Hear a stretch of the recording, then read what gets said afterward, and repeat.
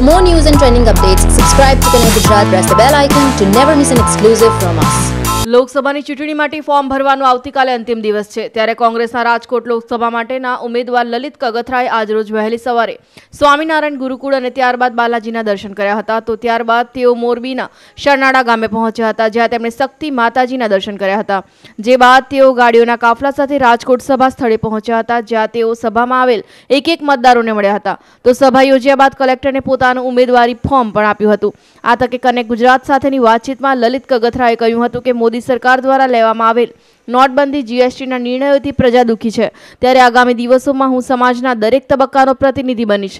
તો મોહન કુંડારિયા વિશે જણાવતા કહ્યું હતું કે મોહન કુંડારિયા 22 વર્ષ સુધી પડધરી ટંકારાના ધારાસભ્ય રહ્યા હતા. તેમ છતાં તેમણે જેટલા પ્રશ્નો વિધાનસભામાં નથી ઉઠાવ્યા તેનાથી વધુ પ્રશ્નો મેં માત્ર 14 મહિનામાં જ ઉઠાવ્યા છે. ચોક્કસ ભૂતકાળમાં હું મોહન કુંડારિયા સામેની ચૂંટણી હાર્યું હતું, પરંતુ આ વખતે મોહન કુંડારિયા મારી સામે હાર મેળવશે. લલિત કગથરા જેવી રીતે 14 મહિના ધારાસભામાં મોહનભાઈ કુંડારિયા પડધરી ટંકારામાં 22 વર્ષથી ધારાસભ્ય હતા, એને 22 વર્ષ દરમિયાન પડધરી ટંકારાના જેટલા પ્રશ્નો ધારાસભામાં ઉઠાવ્યા નથી એના કરતાં દોઢા પ્રશ્નો મેં 14 મહિનામાં ઉઠાવ્યા છે.